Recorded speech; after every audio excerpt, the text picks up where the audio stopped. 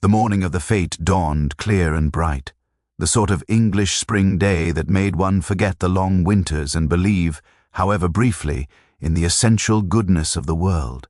By 11 o'clock, the grounds of Thornbury Manor had transformed into a bustling carnival of village life. Bunting in white and pale yellow fluttered from the marquee poles. The refreshment tables, which Miss Marple had painstakingly checked the previous afternoon, were laden with Victoria sponges, lemon drizzle cakes, and the sort of finger sandwiches that appeared at every English social gathering. The air smelled of fresh-cut grass, flowers, and the faint underlying scent of anticipation that accompanies any gathering where secrets lurk beneath the surface of polite conversation. Miss Marple moved through the crowd with the unremarkable gait of an elderly woman enjoying a gentle social outing, her handbag tucked securely under her arm, her sensible shoes moving across the grass with practiced ease. She wore her best blue dress, the one with the small pearl buttons that Margaret had admired years ago, and her hat was pinned securely in place. To all appearances, she was simply an elderly village resident enjoying the spring weather and perhaps indulging in a cup of tea. In reality, she was conducting what she would never think to call an investigation, though that is precisely what it was. The fete had been running smoothly for nearly an hour when Mrs. Violet Hartley, the vicar's wife, appeared at Miss Marple's elbow with the urgent expression of someone who had urgent gossip to impart. Mrs. Hartley was a woman of 60, with the sort of carefully arranged grey curls and the tightly pursed mouth of someone who had made a career of noticing other people's faults while remaining steadfastly blind to her own. "Did you see them?" Mrs. Hartley whispered, leaning closer to Miss Marple, as though the information she possessed might somehow evaporate if spoken at normal volume. "Sir Robert and that woman of his. The argument at the manor gates this morning. Absolutely dreadful. Margaret told me she was quite upset about it." Miss Marple sipped her tea with deliberate slowness. "An argument? How distressing. About what, I wonder? Money, I suspect," Mrs. Hartley said with the confidence of someone who had never actually confirmed a suspicion in her life. "Everyone knows Vivian married him for his fortune, and apparently Sir Robert's solicitor, that new man, Mr. Price, has been meeting with him about some matter concerning his will. Margaret overheard them in the study last week. Very hush-hush, you understand." This was interesting. Miss Marple filed the information away with the careful precision of someone cataloguing library books. She had seen Sir Robert's solicitor arrive at Thornbury Manor on 3 separate occasions over the past month. She had also observed that on each occasion he had remained in the house for no more than 20 minutes, which suggested either straightforward business or business of an extremely delicate nature. The combination of legal advice, a recent remarriage to a considerably younger woman, and discussions about a will created a constellation of motives that Miss Marple recognized with the familiarity of long experience. Near the refreshment tables, Margaret Ashford was engaged in conversation with Susan Crawford, the banker's wife, and Dorothy Winters, who taught at the village school. Their heads were bent together in that particular configuration that indicated serious discussion masked by the pretense of casual chat. Miss Marple watched as Margaret's jaw tightened, and she shook her head vigorously in response to something Susan had said, whatever the conversation involved. It was clearly causing Margaret considerable distress. At the other end of the garden, near the croquet lawn, Gerald Price was setting up the equipment with an older gentleman, whom Miss Marple recognized as Henry Foster, the retired surveyor who had lived in Clover Meadow for 40 years. They appeared to be having a serious conversation, and Miss Marple noted that Gerald's hands, which had trembled the previous day, now seemed steady and purposeful. Henry Foster was pointing toward Thornbury Manor with an expression of deep concern etched into the lines of his face. Vivian Ashford stood apart from these various clusters of village life, as though she existed in a separate sphere that no one quite knew how to enter. She wore an emerald green dress that must have cost more than many villagers earned in a month, and her blonde hair was arranged in an elaborate style that spoke of London salons rather than the practical simplicity that characterized most village ladies. She was watching the crowd with an expression that Miss Marple found difficult to classify. It was not precisely fearful, nor was it contemptuous, though there were elements of both. It was, perhaps, the expression of someone who was carefully calculating something and would prefer not to be observed in the process. Sir Robert, meanwhile, had disappeared into the manor approximately 10 minutes after the fête began. Margaret had mentioned to Mrs. Hartley, quite loudly enough for Miss Marple to overhear, that her father was unwell and had decided to rest indoors. This was transparently false. Miss Marple had observed Sir Robert's face during the morning hours, and while it bore signs of anger and tension, it displayed no indication of physical illness whatsoever. By 2:30 in the afternoon, as the crowd thinned slightly and people began thinking about returning home for tea, the atmosphere of the fête had shifted subtly. The cheerfulness that had characterized the morning had curdled into something more tentative, more fragile. There was an undercurrent of unease that Miss Marple recognized immediately. Something was about to happen. She could feel it the way one feels the approach of a thunderstorm, not yet visible, but nevertheless inevitable and drawing ever closer. It was Margaret who discovered the body, though discovered seemed too gentle a word for the shock that must have accompanied, finding one's father dead in his study. She had gone to fetch him for the closing ceremony of the fête, a small tradition where Sir Robert, as host, would thank the villagers for their participation and wish them safe journeys home. What she found instead was her father slumped in his leather chair, his face a peculiar shade of purple-grey, his head tilted back at an angle that suggested neither sleep nor peace. The screams that followed were the sort that penetrate deeply into the consciousness of everyone who hears them, the kind that cannot be unheard or forgotten. Within minutes, the pleasant atmosphere of the fête had disintegrated entirely. Guests who moments before had been discussing the quality of the Victoria sponge were now being shepherded away from the manor house by various well-meaning villagers. The police were telephoned. Dr. Ashton, who had been enjoying a sandwich near the refreshment tables, hurried toward the manor with his medical bag. And Miss Marple, ever observant, remained precisely where she was, watching the chaos unfold with the calm demeanor of someone who had, over the course of a long life, learned that shock and panic rarely illuminated the truth. The official determination came within the hour.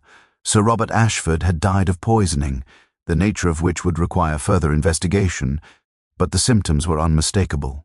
The glass of sherry that he had taken to his study approximately 40 minutes before Margaret discovered him sat empty on his desk, bearing the faint residue of what would later be confirmed as arsenic.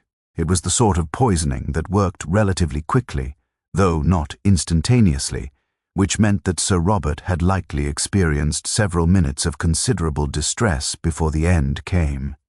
Inspector Craven arrived from the county town at 4 o'clock, a man of medium height with the sort of competent bearing that suggested he had handled murder cases before and would handle them again with a minimum of fuss.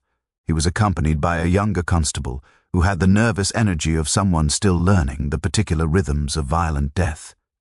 They sealed off the study, cordoned the manor house, and began the methodical process of conducting preliminary interviews with those who had been present at the fête. Miss Marple observed it all from the periphery, still seated in her garden chair, her knitting resuming its steady rhythm. She had made only a simple statement to the constable. She had been in the garden all afternoon, she had seen nothing unusual, she had heard nothing amiss.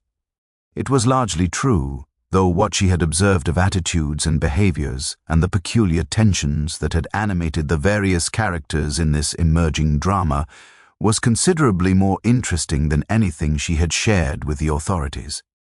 Vivian Ashford had fainted when informed of her husband's death. She remained in the drawing-room, attended by the village doctor and Margaret, who sat rigidly on the sofa beside her with an expression of barely concealed shock. Whether that shock derived from grief or surprise at the actual death of her father, Miss Marple could not yet determine. Vivian's performance, for it did appear to be a performance, was executed with concide. Rabel theatrical flair. Her hands trembled, her voice wavered. She spoke repeatedly of her love for Sir Robert, a sentiment that the assembled villagers regarded with varying degrees of skepticism. Margaret had retreated into the armor of practical efficiency that had always served her well. She was speaking to the household staff, ensuring that they provided the police with accurate information about the household routines. She had organized tea for the constables. she had made arrangements for the coroner. In doing so, she remained almost entirely unavailable for her own emotional processing, which Miss Marple recognized as a coping mechanism she had likely employed many times before. Gerald Price had offered his services to the police as a legal matter, explaining that he was Sir Robert's solicitor and might be of assistance in understanding the deceased's affairs. Inspector Craven had accepted the offer with the kind of gratitude that suggested he appreciated having a professional present to help navigate the increasingly complex legal dimensions of the case. This meant that Gerald Price was now seated in the library with Inspector Craven, being asked questions about Sir Robert's financial situation, his will, and any disputes or concerns that might have motivated someone to poison him. By 6 o'clock in the evening, as the spring light began its slow retreat toward dusk, the fete had been completely dismantled. The bunting that had fluttered so cheerfully that morning had been taken down. The refreshment tables had been cleared. The marquee stood empty and somehow accusatory in the growing shadows. The village of Clover Meadow had experienced a disruption in its carefully maintained equilibrium, and Miss Marple, who had returned to her cottage as the sun descended below the horizon, settled into her chair by the window with her knitting and her thoughts, knowing, with the certainty born of long experience that the days ahead would reveal truths that no one in the village was yet prepared to confront. The morning after Sir Robert's death brought the sort of grey drizzle that seemed to settle over Clover Meadow like a confirmation of the darkness that had descended upon the village.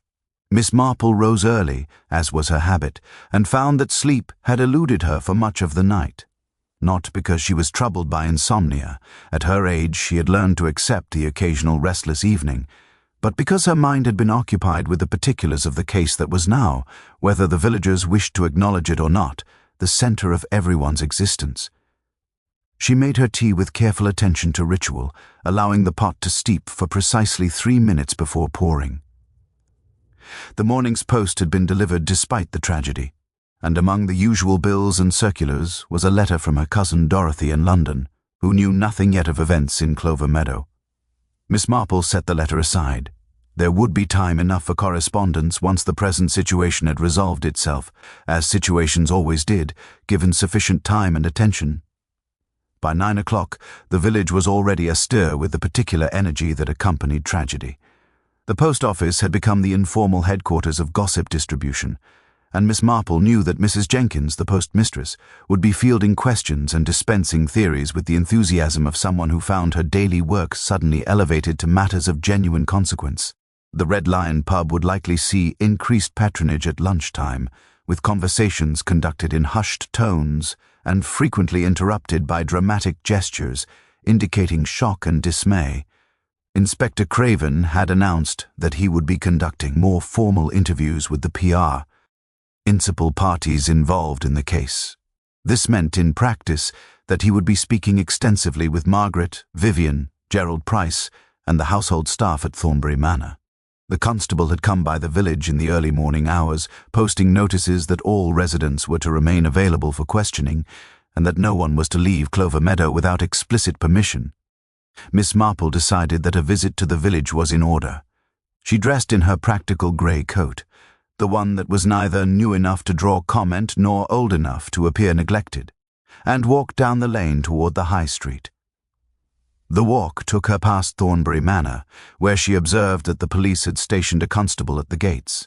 The manor house itself looked diminished somehow, as though the architecture had lost some essential quality that had previously defined it. Perhaps, Miss Marple reflected, buildings absorbed the emotional tenor of the events that occurred within them, becoming receptacles for human tragedy in much the same way that soil absorbed rain. At the post office, Mrs. Jenkins greeted her with the kind of breathless enthusiasm that suggested she had been waiting for this opportunity all morning. "Miss Marple, have you heard? Absolutely dreadful business. Poisoned, they're saying, right in his own study. The police have been asking the most peculiar questions. Margaret came in this morning to telegraph relatives, and she looked absolutely wrung out. Poor creature." Miss Marple selected a ball of knitting wool with deliberate slowness, allowing Mrs. Jenkins to continue her discourse without interruption. This was a technique she had perfected over decades. People, when given sufficient silence and the tacit permission to speak, would often reveal considerably more than they intended. Of course, everyone's saying it must have been Vivienne, Mrs. Jenkins continued, lowering her voice conspiratorially. She married him for his money, didn't she? And now she'll inherit everything. It's obvious, really. The police must surely see it. Gerald Price was in here yesterday afternoon, after the body was discovered, mind you, and he looked absolutely grey. Said something about the will being complicated. Apparently Sir Robert had changed it recently, very recently from what I gathered. This was new information, and Miss Marple filed it away with the precision of a cataloguer. A will changed recently, combined with a young wife of suspect fidelity and questionable motives, did indeed paint a picture that would appeal to anyone operating under the assumption that the most obvious suspect was invariably the guilty one. Inspector Craven, she suspected, was probably laboring under precisely that assumption. After purchasing her wool, Miss Marple made her way to the village green, where she encountered Dr. Ashton emerging from the surgery. He was a man of 65, with the kindly expression of someone who had spent a lifetime delivering both good news and bad to the residents of Clover Meadow. He looked particularly haggard this morning, as though the death of Sir Robert had somehow diminished his own vitality. "Terrible business," he said, stopping to speak with Miss Marple, as though she had not, in fact, anticipated exactly this outcome. "I examined him this morning, you know. Inspector Craven wanted my professional opinion. The arsenic would have acted relatively quickly, but not instantaneously. He would have experienced considerable pain and distress. Not a pleasant way to die at all." "No," Miss Marple agreed quietly. "I imagine not. Tell me, Doctor, would someone poisoning another person need to possess particular knowledge of dosage? Could an amateur accomplish such a thing successfully?" Dr. Ashton considered tea.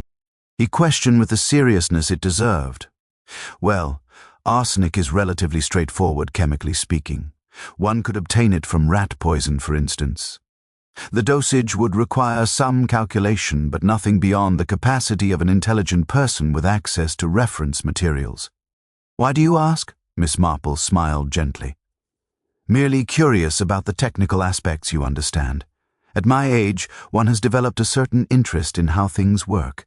As she walked home, her knitting wool secure in her handbag, Miss Marple reflected that Dr. Ashton's information confirmed what she had already begun to suspect. The murder of Sir Robert Ashford had not required specialist knowledge or elaborate planning. It had required only opportunity, motivation, and a certain willingness to commit an act from which there could be no return. By the third day following Sir Robert's death, Inspector Craven had settled into what appeared to be a comfortable conviction regarding the culpability of Vivienne Ashford.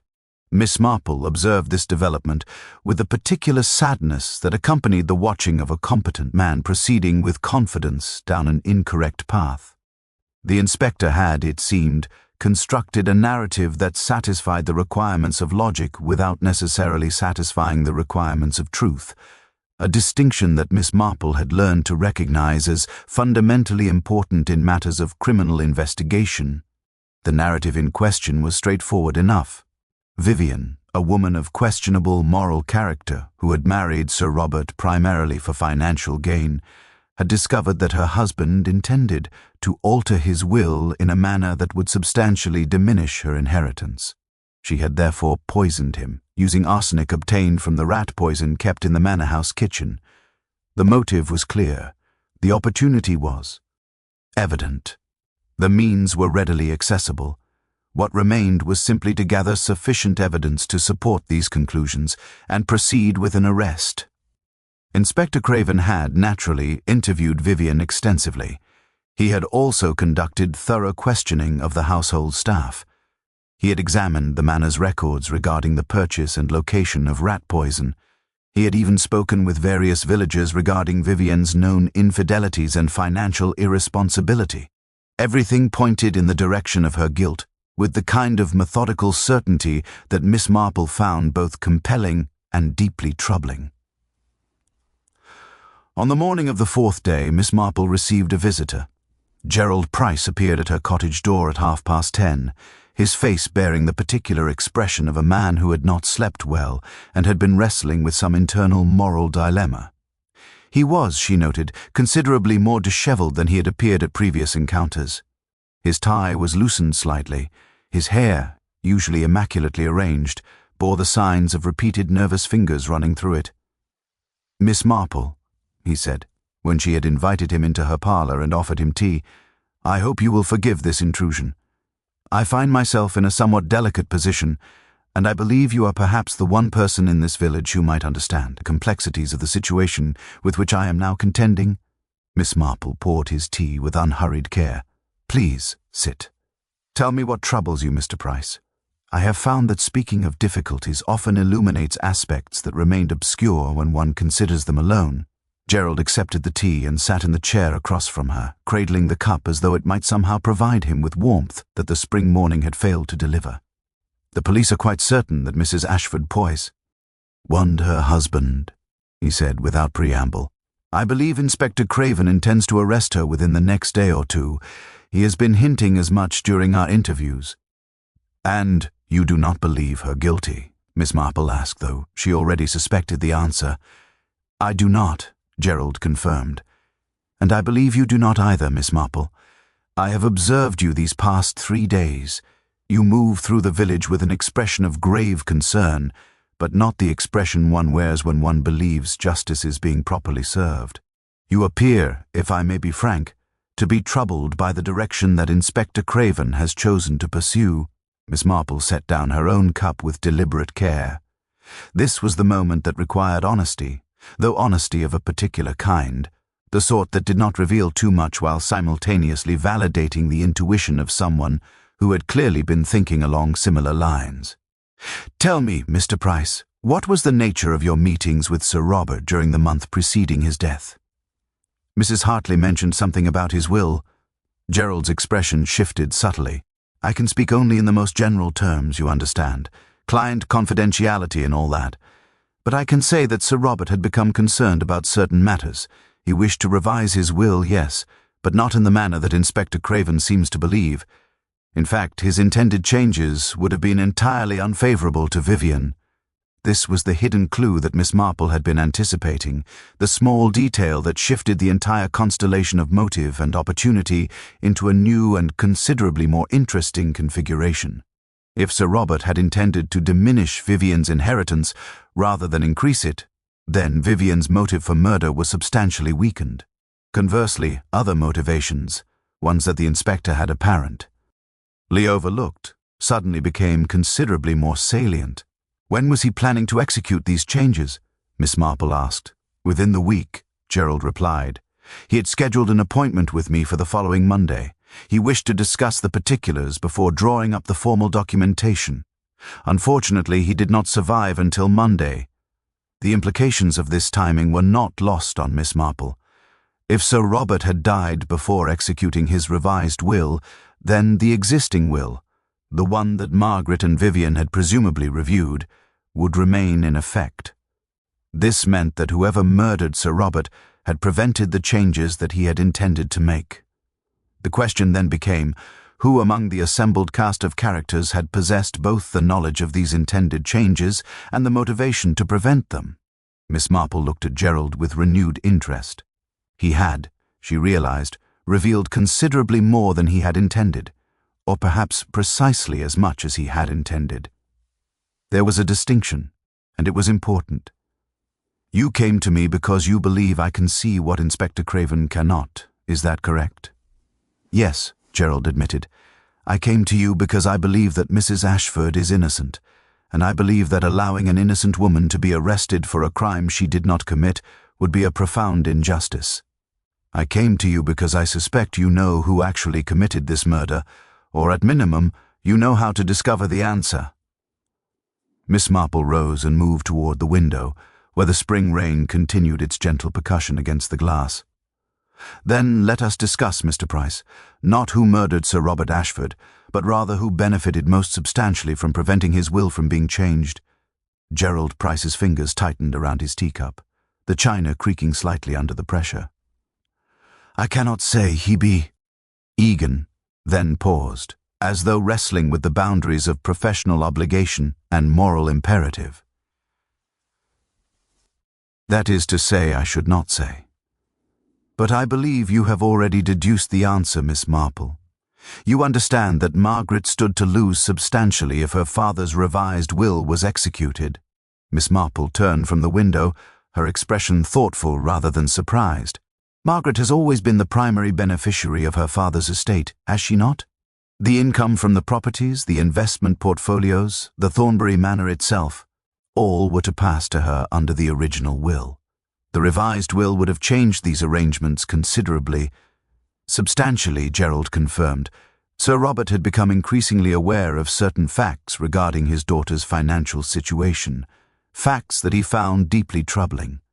Margaret has, over the years, accumulated significant debts, gambling debts primarily, though there have been other complications, money lent to friends who have not repaid it, investments made without adequate research that have resulted in substantial losses. Sir Robert discovered all of this quite recently, and he was appalled. Miss Marple returned to her chair, settling herself with the deliberate grace of someone accustomed to contemplating difficult truths. And so he intended to place her inheritance in trust, managed by trustees rather than awarded outright to her, or perhaps to divide it among other beneficiaries.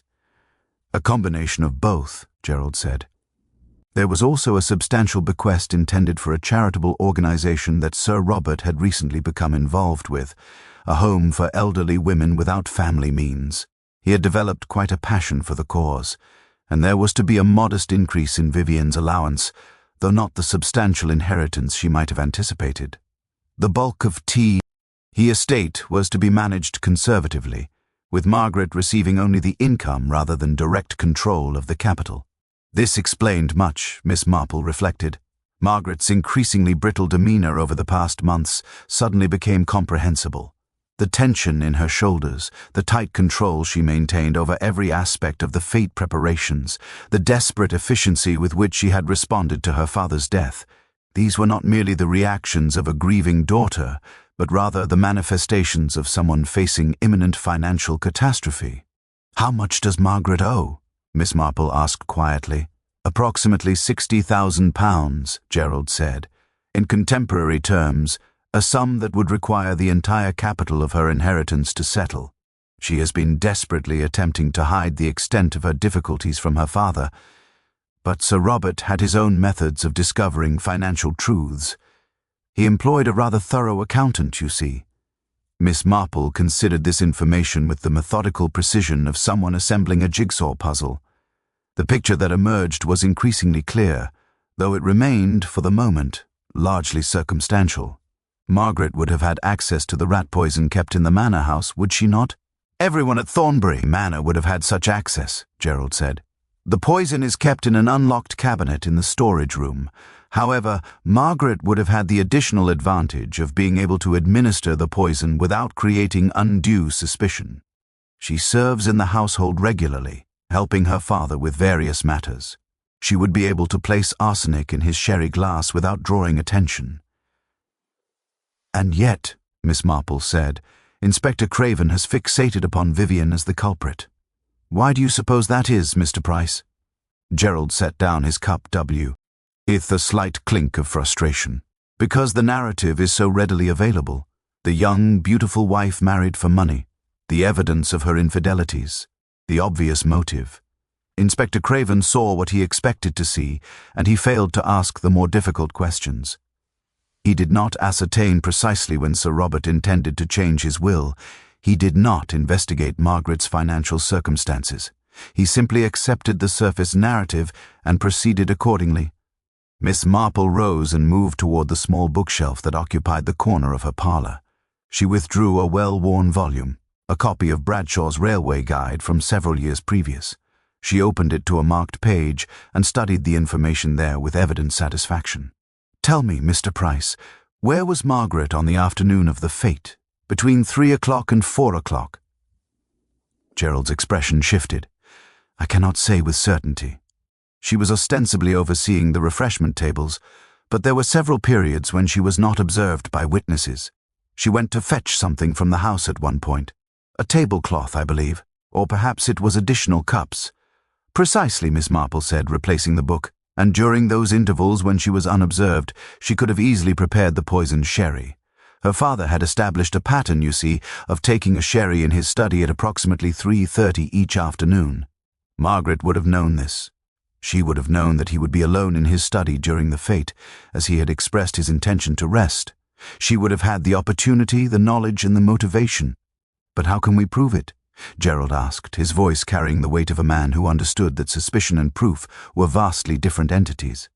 "The inspector is convinced of Vivian's guilt, even if we present him with evidence of Margaret's financial difficulties and her knowledge of the will.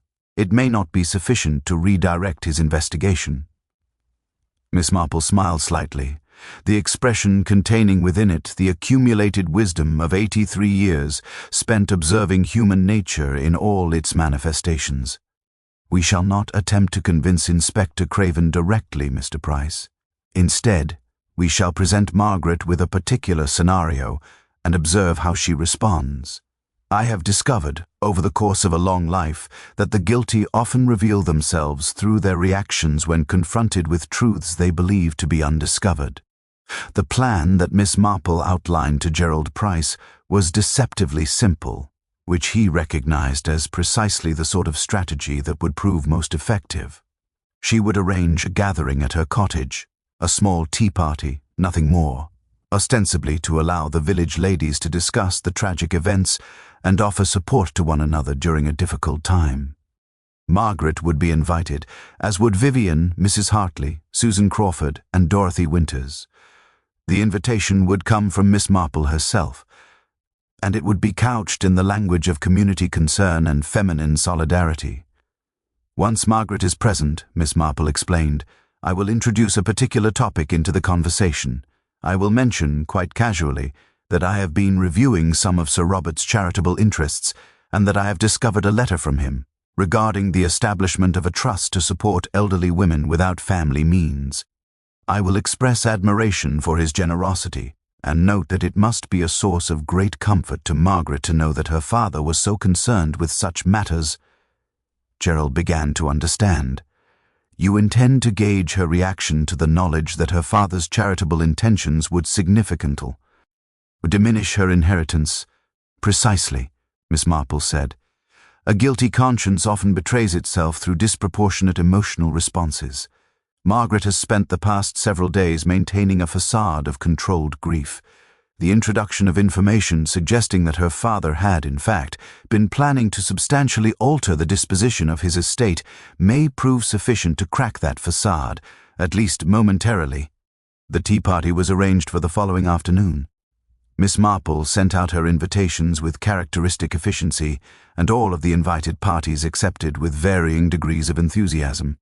Vivienne, who had been remaining at Thornbury Manor under something approaching house arrest pending the completion of Inspector Craven's investigation, seemed almost grateful for the opportunity to escape the oppressive atmosphere of the manor house. Margaret accepted with the kind of polite formality that suggested she viewed the gathering as another obligation to be managed with her customary efficiency. On the afternoon in question, Miss Marple's cottage was transformed into a sanctuary of civilized conversation and carefully arranged comfort. She had prepared a selection of finger sandwiches, small cakes, and Earl Grey tea. The china was her best, Wedgwood, inherited from her aunt, with delicate blue patterns that caught the afternoon light. She had arranged fresh flowers in several vases, creating an atmosphere of gentle domesticity that stood in stark contrast to the murder investigation that continued to dominate village consciousness. The ladies arrived in sequence, each bringing with her the particular tensions and preoccupations that the past 4 days had engendered. Mrs. Hartley arrived first, her expression already composed for the dissemination of gossip. Susan Crawford and Dorothy Winters arrived together, their conversation interrupted by a guilty silence when they entered the cottage and recognized that deeper waters might be navigated during this gathering. Vivienne arrived looking considerably less composed than she had on previous occasions, her emerald dress somehow less dazzling when viewed in the modest surroundings of a village cottage. Margaret was the last to arrive, and she carried with her the particular tension of someone entering a situation whose parameters she could not entirely control. For the first 30 minutes, the conversation proceeded along entirely predictable lines. There was discussion of the tragedy, expressions of sympathy for Margaret, and careful avoidance of any direct mention of Vivian's widely suspected culpability. The ladies discussed the various arrangements that would need to be made for Sir Robert's funeral, which had been scheduled for the following week. They discussed the weather. They discussed the various charitable works that the village supported. Then, with a kind of apparent casualness that only long practice could achieve, Miss Marple introduced her carefully prepared topic. She had been, she explained, reviewing some of the papers in the village library, papers related to various charitable organizations that had recently been established in the region. She had come across a letter, she said, quite by accident, from Sir Robert to the director of a particular charitable home for elderly women. The letter, she noted with evident admiration, had been quite detailed and remarkably generous in tone. He must have been planning a substantial contribution, Miss Marple said, directing her remarks toward Margaret with apparent innocence.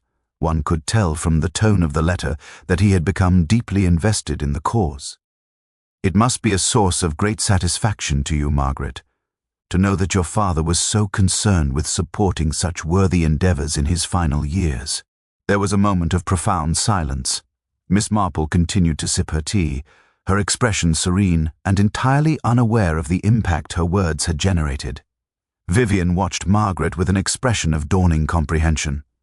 Mrs. Hartley leaned forward slightly, her antennae for drama suddenly activated. Margaret's hands, which had been resting on her lap, suddenly clenched into fists.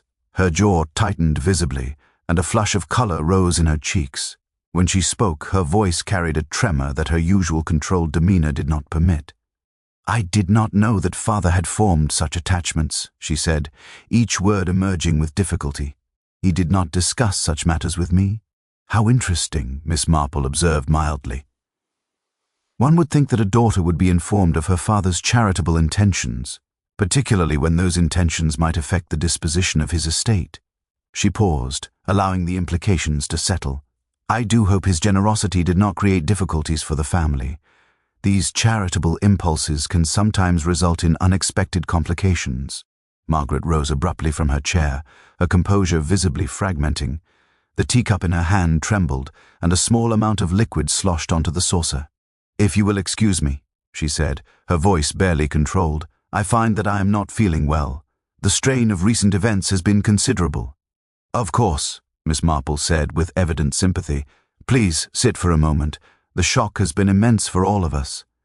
But Margaret did not sit. Instead, she set down her cup with a sharp clink and moved toward the door of the cottage. Her hand was on the doorknob when she paused, her shoulders rigid with tension.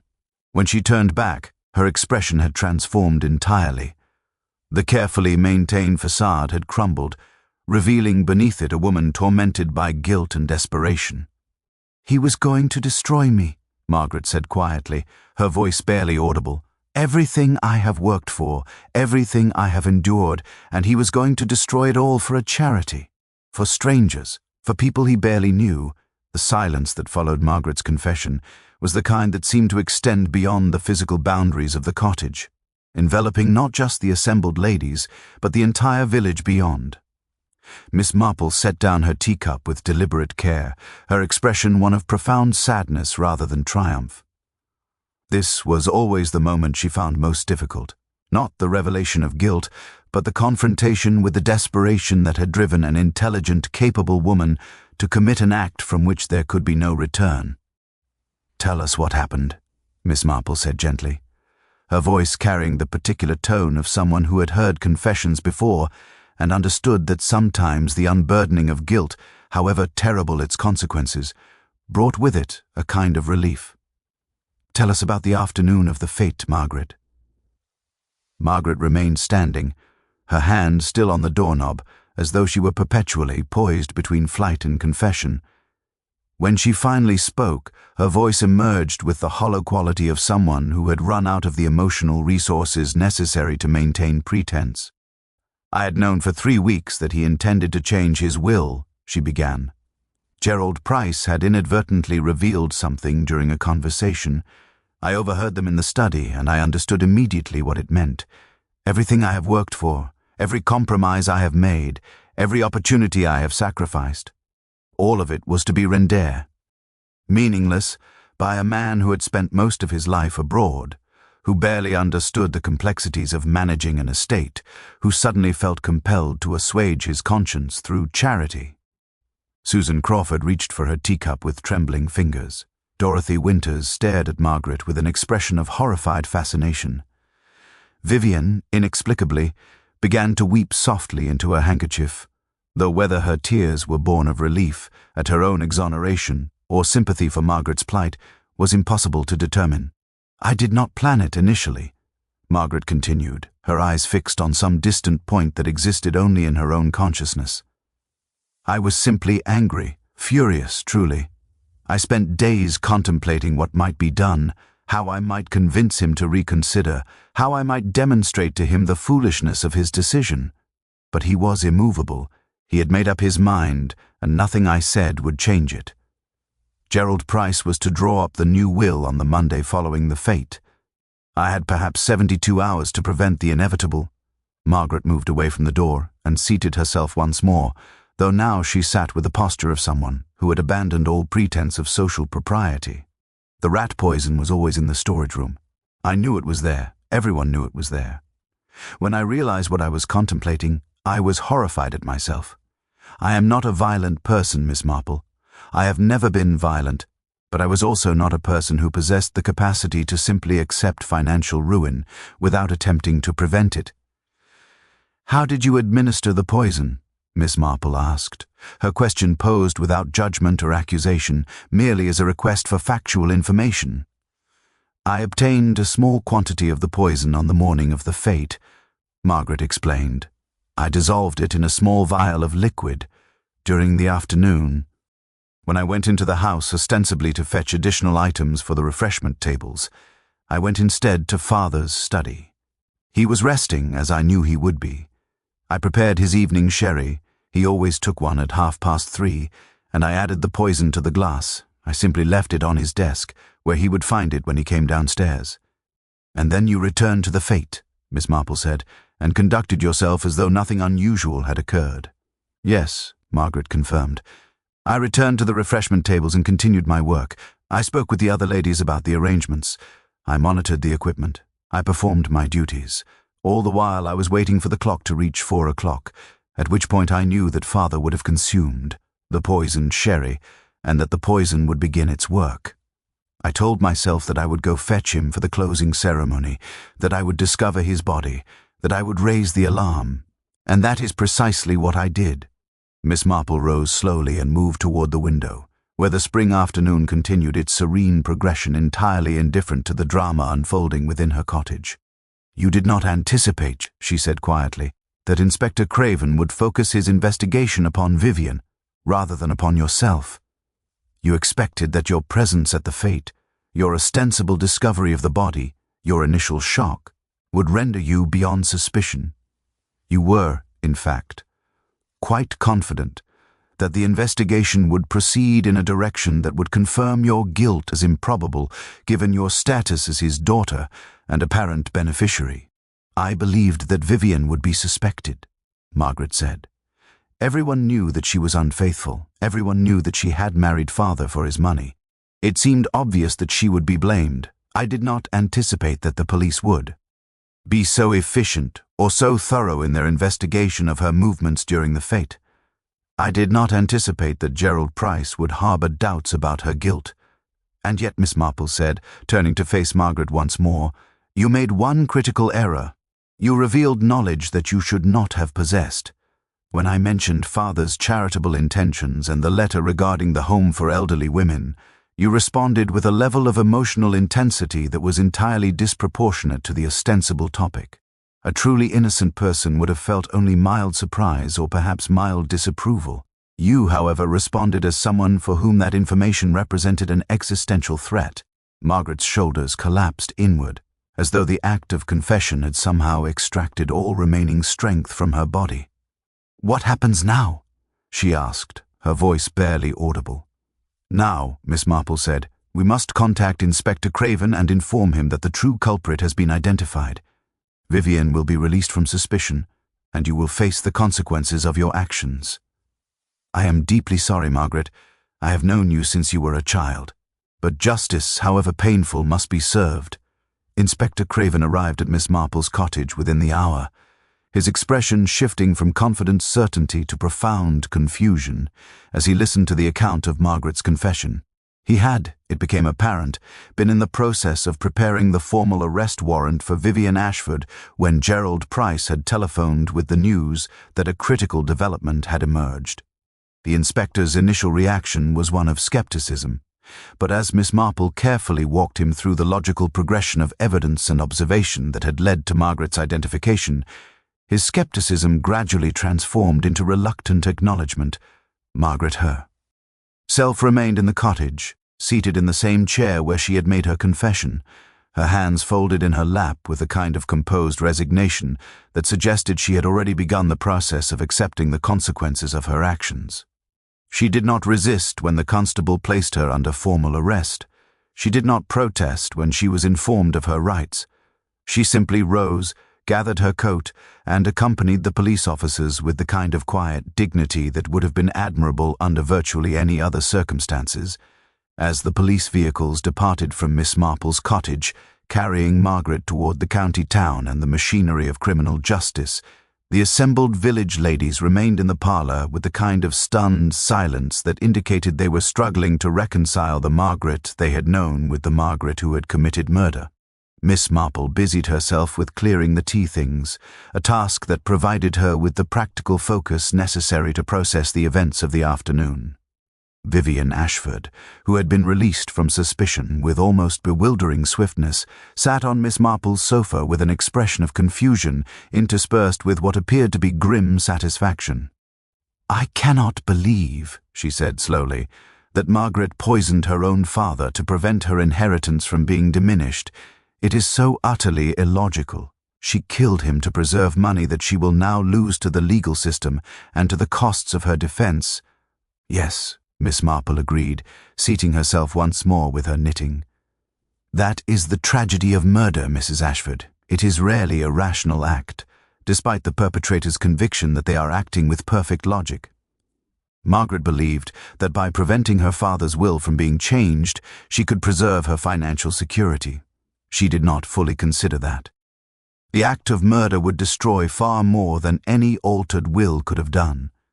She did not anticipate that she would be identified, that she would face trial, that she would likely spend a considerable portion of the remainder of her life imprisoned. Mrs. Hartley, who had remained throughout the afternoon with a kind of determination that suggested she had no intention of missing a single moment of this unfolding drama, leaned forward with an expression of intense curiosity. "But how did you know, Miss Marple? How could you possibly have deduced that Margaret was guilty when all evidence seemed to point toward Vivian?" Miss Marple's needles clicked steadily as she contemplated the question.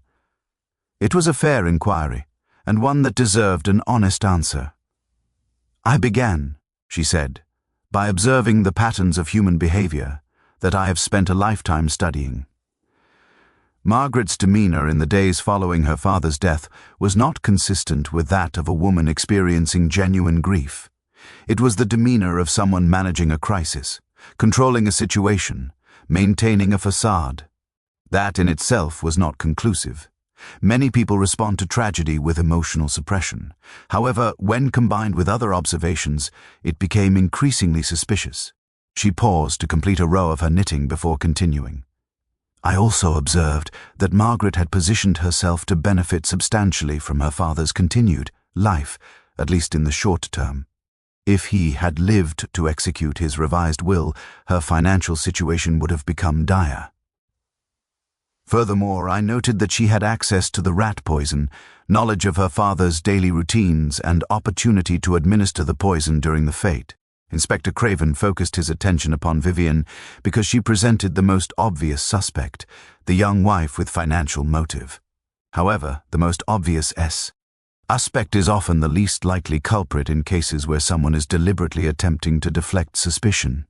Dorothy Winters, who taught at the village school and possessed a logical mind refined by years of instructing children, nodded slowly. You were testing her, weren't you? When you mentioned the letter about the charitable home, you were deliberately introducing information to observe how she would respond. Precisely, Miss Marple confirmed. A guilty person often betrays themselves through disproportionate emotional response. When I mentioned that her father had been planning a substantial charitable contribution, Margaret's reaction was far too intense for someone simply hearing this information for the first time. She responded as someone for whom that knowledge represented a genuine threat, someone who understood precisely what such contributions would mean for her own financial security. Over the following days, the village of Clover Meadow grappled with the implications of Margaret's arrest and confession. The narrative that had seemed so compelling, the young widow poisoning her elderly husband for money, had been replaced by a considerably more complex and troubling reality. Margaret Ashford, the capable, efficient daughter who had managed her father's household and estate, had been driven to murder by financial desperation and the prospect of losing her inheritance. The revelation of Margaret's substantial debts, disclosed during the investigation that followed her arrest, shocked many in the village. That a woman of her standing had accumulated such obligations through gambling and poor financial decisions seemed almost incomprehensible. Yet it was precisely this desperation, Miss Marple reflected, that had driven Margaret to commit an act she would have considered unthinkable only weeks earlier. Desperation, she had learned, was a powerful fork. That could transform even the most controlled and rational individuals into actors driven by panic and self-preservation. Inspector Craven, who had initially been embarrassed by his misidentification of the culprit, eventually acknowledged Miss Marple's assistance with professional courtesy. He recognized that his investigation had been compromised by the assumption that the most obvious suspect must be guilty. It was a lesson that would, he reflected, inform his future approach to criminal investigation. The most obvious narratives, he had learned, were sometimes precisely that. Narratives constructed for consumption rather than reflections of truth. The trial of Margaret Ashford took place 6 weeks later in the county town, a proceeding that drew considerable attention from the regional press and generated discussion throughout the surrounding villages. The case was straightforward enough from a legal perspective. Margaret had confessed to administering the poison, and the evidence supporting her guilt was conclusive. What made the trial genuinely compelling was not the question of whether she had committed the murder, but rather the question of why a woman of her apparent standing had been driven to such an act. Miss Marple attended the trial, sitting quietly in the back of the courtroom with her knitting bag at her side. She did not testify, as her role in the investigation had been advisory rather than evidentiary. However, her presence seemed to exert a peculiar influence on the proceedings, as though her quiet observation lent legitimacy to the unfolding narrative.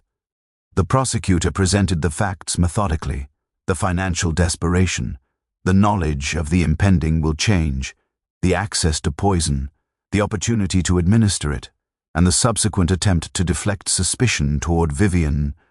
Margaret's defense was mounted with considerable skill by H.E.R. solicitor, but it was ultimately a defense of explanation rather than innocence. The solicitor argued that Margaret had acted under duress of a psychological nature, that the prospect of financial ruin had created a mental state in which she was not entirely responsible for her actions. He presented testimony from a medical doctor regarding the effects of severe financial stress on rational decision-making. He sought to establish that Margaret was a victim of her father's callousness and her own emotional instability rather than a calculated murderer. The jury deliberated for 3 days before reaching their verdict. When they returned to deliver it, their expressions suggested that they had found the case profoundly troubling, though not in a manner that created doubt regarding Margaret's culpability. She was found guilty of murder, and the judge, a man of considerable experience with criminal cases, sentenced her to life imprisonment with a recommendation that she serve a minimum of 25 years. Margaret received the sentence with the same composed resignation that she had demonstrated throughout her arrest and trial. She did not weep. She did not protest. She simply stood when instructed and accepted the judgment of the court with the kind of quiet dignity that impressed even those who had been convinced of her guilt.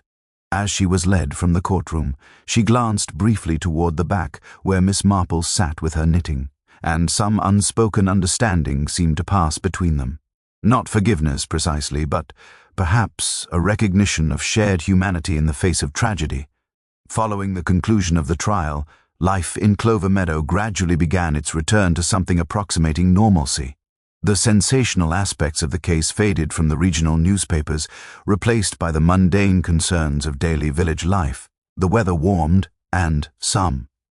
May arrived with its promise of gardens coming into full bloom, and the particular rhythm of English countryside life reasserting itself. Vivian Ashford departed from the village in early July, having settled her late husband's estate with the assistance of Gerald Price. She had, despite the cloud of suspicion that had briefly surrounded her, inherited a substantial portion of Sir Robert's wealth. She had also, through the mechanisms of the legal system, become aware of certain facts regarding her husband's revised will that would have significantly diminished her inheritance. The knowledge that she had narrowly escaped financial disaster seemed to sober her considerably. She departed for London with an apparent intention to establish herself as an independent woman of means, rather than as a kept wife dependent upon male largesse. Gerald Price remained in Clover Meadow, his legal practice having grown substantially in the aftermath of the trial. The notoriety of the case had brought him considerable new business, and he seemed to have achieved a kind of equilibrium in his life that had previously eluded him. Miss Marple observed him one afternoon in the village, speaking with Henry Foster regarding some minor legal matter, and noted that his hands no longer trembled. Whatever burdens he had been carrying appeared to have been substantially lightened. The estate of Sir Robert Ashford was managed, pending the resolution of Margaret's criminal case, by a court-appointed administrator. The will that Sir Robert had intended to execute, had he lived to do so, was never formalized. Instead, the original will remained in effect, which meant that the substantial charitable bequest he had contemplated never materialized. The home for elderly women without family means did not receive the funds that would have allowed it to expand its operations. This struck Miss Marple as profoundly sad. That Sir Robert's generosity, which had precipitated the events leading to his death, would itself become a casualty of those events. Thornbury Manor stood largely empty throughout the summer months, its windows reflecting the afternoon light like unseeing eyes. The grounds gradually became overgrown, the careful arrangements of garden beds that Margaret had maintained, with such precision, becoming wild and unkempt. Eventually, the estate was sold to a family from London, who intended to convert it into a hotel.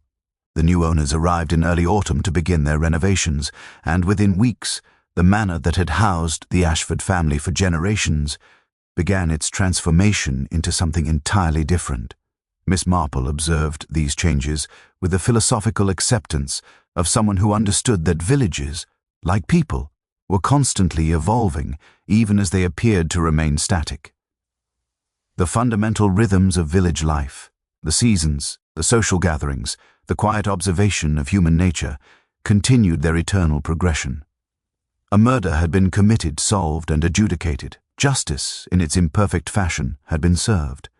And yet the village itself remained, enduring and largely unchanged, ready to absorb new residents and new stories while never entirely forgetting the dramas that had played out beneath its quiet skies.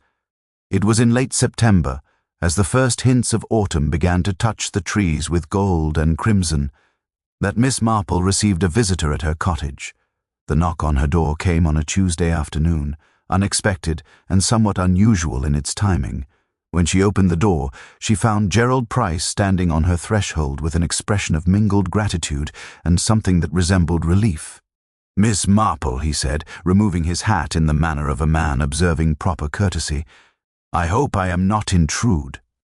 I have something I wished to discuss with you, and I thought it best to do so in person rather than through written correspondence."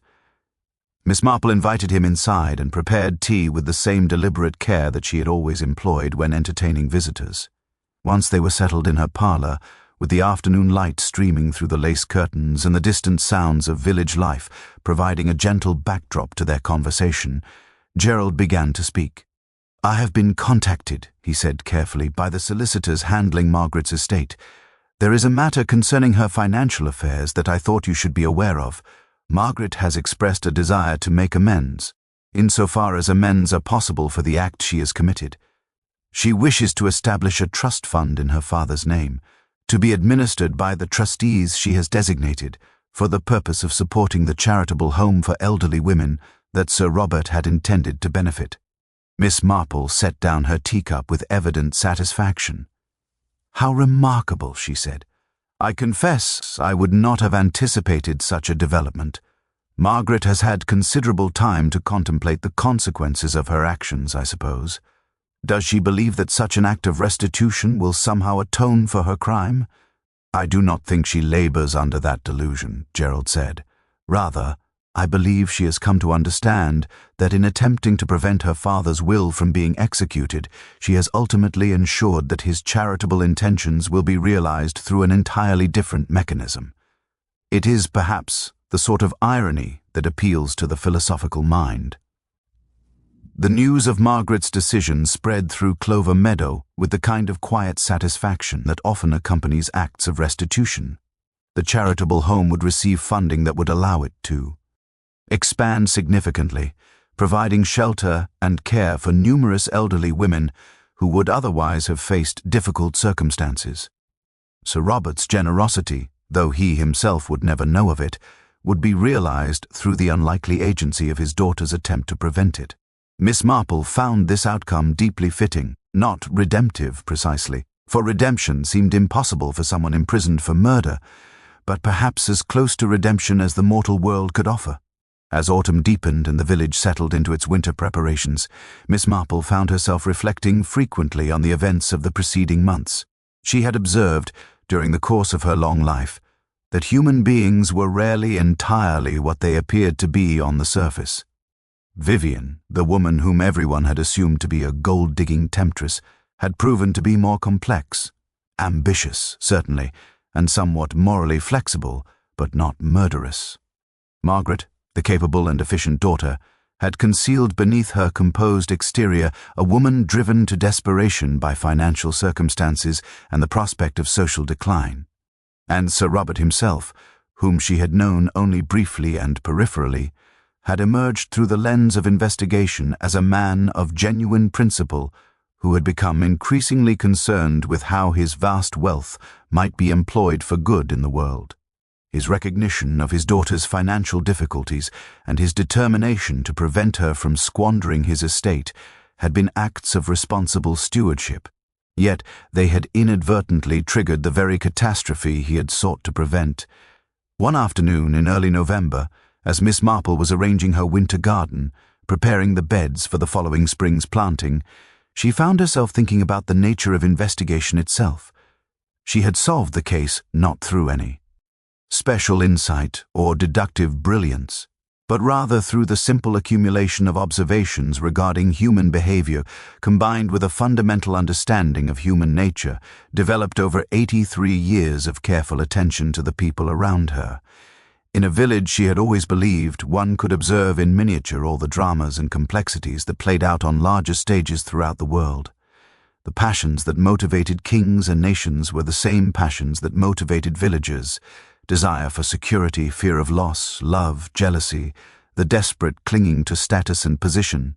By understanding one's own village thoroughly, one could understand virtually any human situation, for the fundamental patterns of human behavior remained constant across all social strata and geographic boundaries. As she knelt in the garden, turning over the soil and preparing it for dormancy, Miss Marple reflected that she would likely not speak of the Ashford case to many people in the future. It had been resolved, justice had been served, and the village had gradually resumed its normal rhythms. Yet she knew that the events of that spring and summer would remain with her always, part of the accumulated wisdom of a lifetime spent observing human nature in all its manifestations. The roses that she had arranged in her crystal vase on the morning of the fete had long since faded and been discarded. The white and pale yellow bunting that had decorated Thornbury Manor's grounds had been carefully stored away. The village had moved forward, as villages always did, adapting to new circumstances and new residents while maintaining the fundamental continuity of life that characterized small English communities. Miss Marple rose from her knees, brushed the soil from her skirt, and gazed out over her garden toward the village beyond. Smoke rose from cottage chimneys. The sea Hirch's spire pointed toward the grey November sky. The ordinary, peaceful rhythms of village life continued their eternal progression. And Miss Marple, having observed the murder, solved the mystery, and brought the guilty to justice, returned to her cottage to prepare her evening tea, secure in the knowledge that human nature, in all its complexity and contradiction, would continue to provide endless material for observation and contemplation for as long as she remained in this quiet corner of England.